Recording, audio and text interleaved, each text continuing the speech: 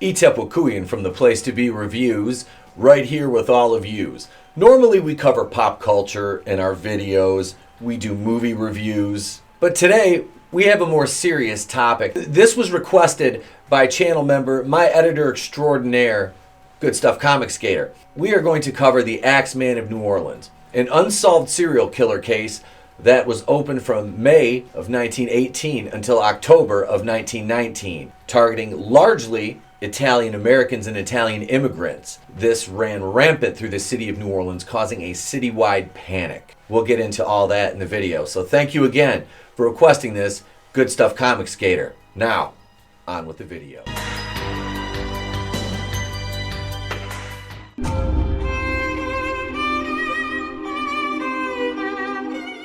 We've always had a fascination with serial killers, all the way back to the case of H.H. Holmes.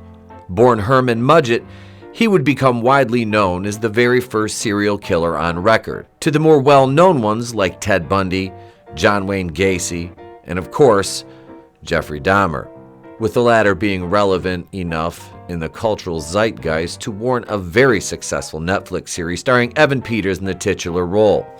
What makes this so much more impressive is that Dahmer had been dead since November 28, 1994, beaten to death by a fellow inmate.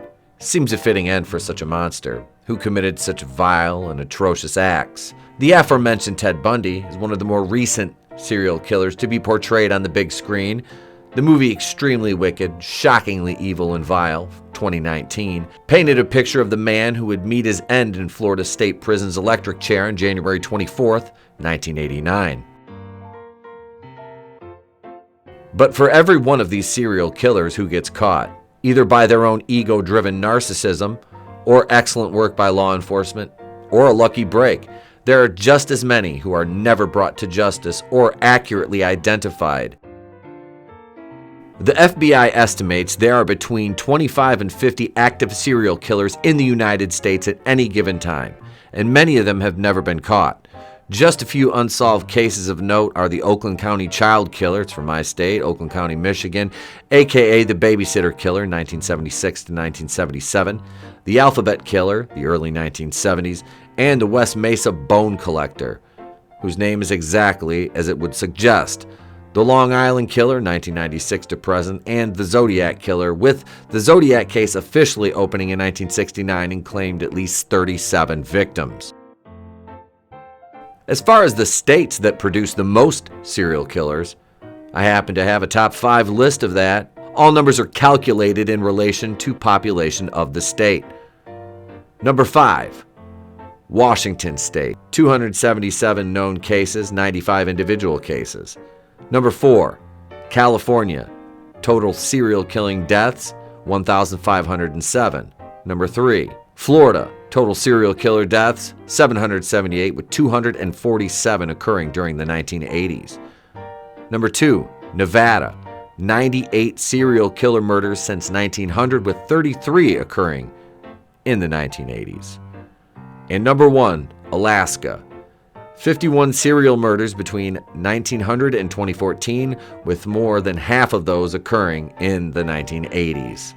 Serial killers are terrifying in reality, yes, but in the world of fiction, they add up to big business. This is made no more clearly than by the box office returns and television ratings for properties and franchises that feature these macabre madmen with evil intentions. An American Horror Story featured a fictionalized account of our video's main subject, the Axeman of New Orleans, in a Season 3, Episode 6, titled The Axeman Cometh, where the vengeful spirit of the deceased killer is accidentally resurrected by a witch attempting to communicate with one of her fallen coven sisters. Due to the actual killer never being caught, his name was never revealed, so the episode just refers to him as Joe, and this name will come into play later on in the video. As for the character on the show, he's masterfully portrayed by Danny Houston. The only real connections between Joe and the real Axeman were in the use of his axe and his connection to jazz music. So the only question we have left is, where to begin? The Axeman of New Orleans was active between May 23, 1918 through October 27th of 1919. And I say active because after October 19, the killing stopped. While it was widely believed, and with very good reason, especially given the victimology, that these killings were racially motivated, with the victims being Italian immigrants or Italian Americans. They were the majority of his targets. Yet, with this crime going unsolved and the killer never caught, this cannot be conclusively proven. It has been stated by crime analysts that the Axeman killings were related to sex, going on to further say that the killer was potentially a sadist, targeting female victims in particular. Criminologists Colin and Damon Wilson hypothesized that the Axeman would only dispatch male victims when they impeded his ability to kill the female. This was supported by evidence shown in the individual cases where the woman of the household was murdered, but not the man. One more theory that was far less plausible, but still supported by actual evidence, was that whomever was committing these murders was doing so to promote jazz music, and this was suggested by a letter attributed to the killer in which he explicitly stated that he would spare the lives of those who played jazz in their homes on a particular evening. Now, if you're wondering exactly who the victims of the Axeman are, well, you're in luck because I'm about to go through that with you.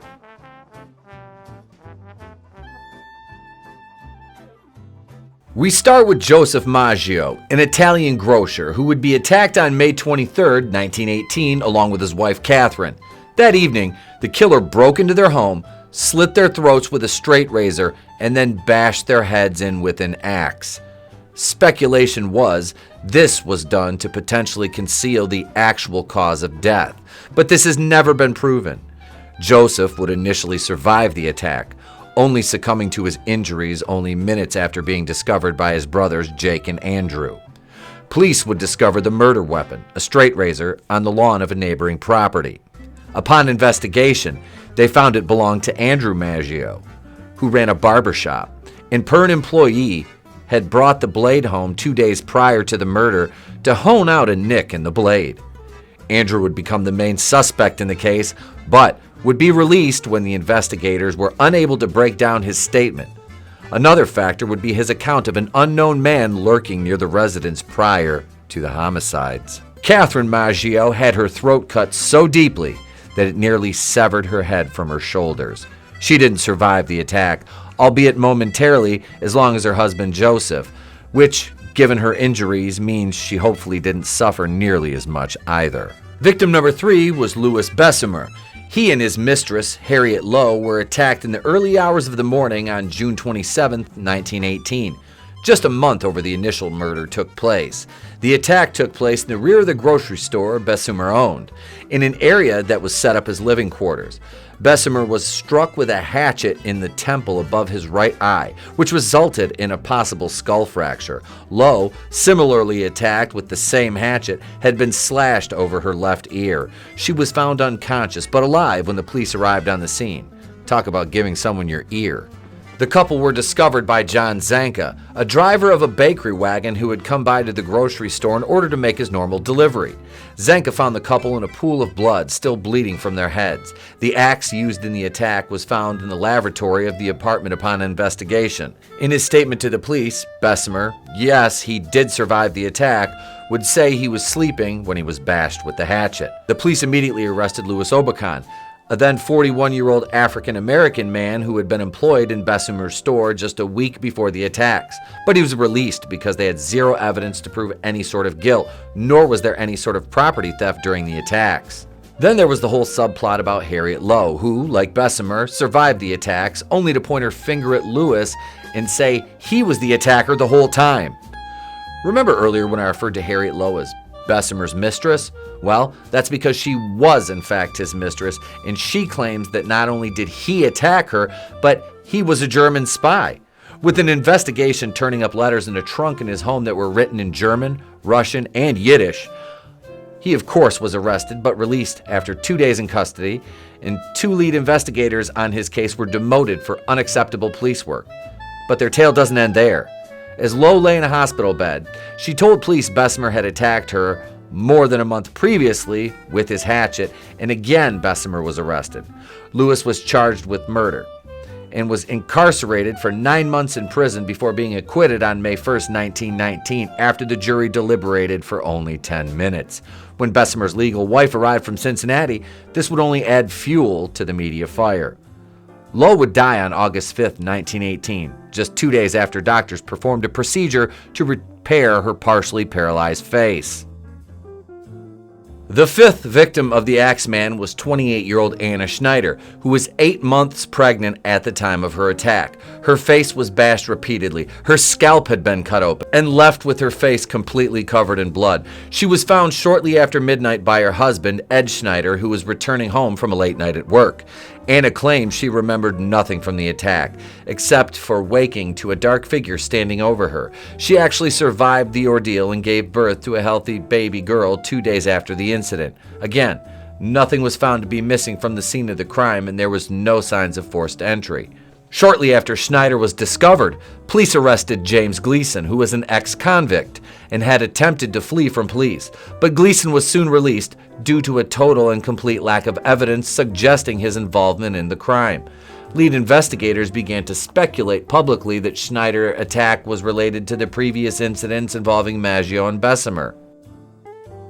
The Axeman would claim his next victim on August 10th, 1918, and his name was Joseph Romano. He lived with his 2 nieces, Pauline and Mary Bruno, and on the night in question they were awoke to the sounds of commotion coming from their uncle's adjoining room. Upon their entry, they found Joseph had taken a horrific blow to the head, which had resulted in 2 open cuts. They managed to catch a glimpse of the assailant as he fled the scene, and they were able to discern that he was dark-skinned, a heavier-set man, and he was clad in a dark suit and a slouched hat. Romano was able to walk to the ambulance when it arrived at the residence, but died 2 days later due to head trauma. Again, the police found Romano's residence was ransacked, but nothing was missing, ruling out burglary as a motive. Authorities did, however, recover a bloody axe in the backyard, as well as discovering that a panel of the rear door had been chiseled away to gain entry. This murder had the entire city in a frenzy, with the denizens living under the shroud of fear, and another attack from the Axeman, which they thought may happen at any time. The police were overwhelmed by reports where citizens claimed to have seen the Axeman lurking in alleys, and a few men even reported finding axes left in their backyards. One retired Italian detective, John D'Antonio, correlated the striking similarities between the Axeman murders and a string of murders that took place in 1911 in New Orleans, only 7 years prior. His thinking that these were related incidents that were committed by the same individual, possibly in a case of dual personalities. Next up were Charles, Rosie, and Mary Cortimiglia. They were attacked on March 10, 1919, when screams were heard coming from the upstairs of their residence. Grocer Lorlando Giordano rushed across the street to investigate and found that the 3 members of the Cortimiglia family had been attacked, and Mary, who was 2 years old at the time, had been killed. Charles and Rosie had suffered skull fractures during the attack, but survived their injury. Rosie blamed Lorlando and his son Frank for the attack. They were arrested and charged with attempted murder, the father being sentenced to life in prison and Frank scheduled to be hung. Charles Cortimiglia divorced Rosie after the trial. Almost a year later, Rosie admitted she had falsely accused the Giordanos out of spite and jealousy. The pair were released from prison shortly thereafter. Steve Boca was the next unfortunate soul who was attacked, and he was in his bedroom. He awoke to a dark figure looming over top of his bed. When he came to, he stumbled out into the street, found his head had been cracked open, and the grocer ran to his neighbor's house and collapsed. Boca would recover from his injuries, and means of entry to his domicile was the same methodology as the last, a chiseled away rear door panel. Sarah Lauman was attacked on September 3rd, 1919. Her neighbors came to check on the 19-year-old woman who lived by herself and forced their way into her residence when she didn't answer them. What they found was Lauman unconscious, lying on her bed with a massive head injury and several missing teeth. This time, the assailant had entered through an open window and attacked with a blunt object. The investigators recovered a bloody axe from the lawn of the apartment. Mike Pepitone was attacked in his home on the night of October 27, 1919, and would be discovered by his wife after hearing strange noises from his bedroom. Upon entering, she saw a large man wielding an axe fleeing the scene. Her husband Mike had been struck in the head and lay covered in his own blood. Noted were blood spatters that covered the majority of the room, famously including a painting of the Virgin Mary. Mike Pepitone left behind his wife and 6 children, and his murder was the last in the Axeman killings. Then, just as quickly as the Axeman of New Orleans appeared, he disappeared and the killings ceased completely. And the police remained baffled by the lack of suspects, or even a potential suspect for that matter. At one point during the Axeman's reign of terror, he wrote a letter to the Times-Picayune that read in part, "Esteemed mortal, they have never caught me, and they never will. They have never seen me, for I am invisible, even as the ether which surrounds your earth. I am not a human being, but a spirit and a fell demon from the hottest hell. I am what you Orleanians and your foolish police call the Axeman." The letter would go on to say that he would take his next victim the following Tuesday night. However, he promised to spare every person in the house which jazz bands were playing. This wouldn't be the first time the Axeman had killed, and the people of New Orleans had taken his threat seriously. When the night in question came around, it is said that both professional and amateur jazz bands played in house parties across the city, and every dance hall in New Orleans was filled to the brim. It would seem that this appeased the serial killer, as no murders had occurred that night. Next, we'll look at some theories regarding the Axeman that have been hypothesized on over the years. Number 1. Not all the killings were the work of the Axeman. It has been speculated that the murder of Mike Pepitone was a mafia hit, as his father had previously killed a man. The second supposed Axeman attack was also scrutinized, as Louis Bessemer was charged with Angelou's murder. Whilst investigating the attack, letters to and from Bessemer were found written in Yiddish, Russian, and German. The conclusion that Bessemer was part of a German spy ring or a spy master for the Kaiser was reached, and that the attack had nothing to do with the Axeman. Before dying, Lowe allegedly blamed Bessemer and called him a Nazi spy. It was thought to be a domestic dispute. In court, however, Bessemer was acquitted, as the attack shared too many similarities with the Axeman's attacks. It is also possible that there were copycat killers. Number 2.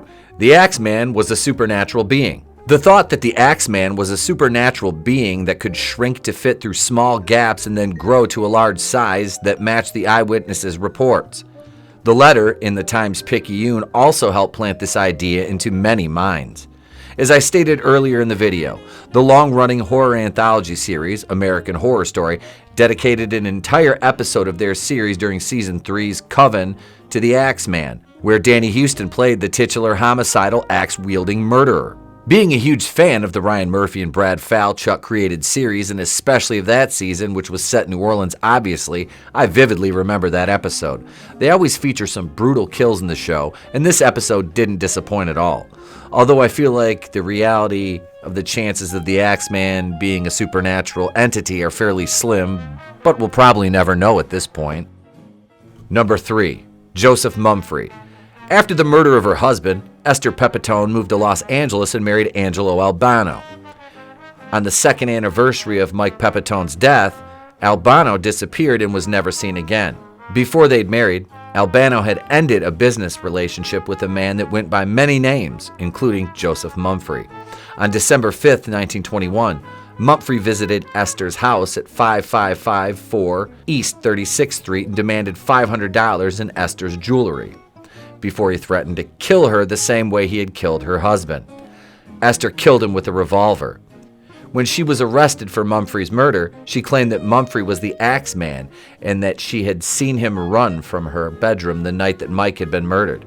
The LAPD noted there was evidence linking Mumfree to the death of Mike Pepitone, and thus Esther was acquitted. Upon investigation, the police found that Mumfree ran a blackmailing gang in New Orleans that preyed upon Italians.